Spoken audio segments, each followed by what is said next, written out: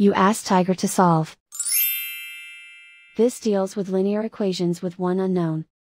The final result is x equals 9/2. Let's solve it step by step. Group all constants on the right side of the equation. Subtract 6 from both sides.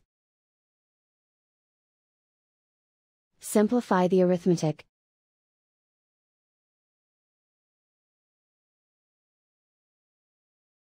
Isolate the x. Divide both sides by 8. Simplify the fraction. Find the greatest common factor of the numerator and denominator.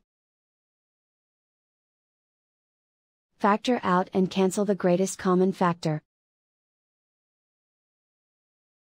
And so the final result is x equals 9/2.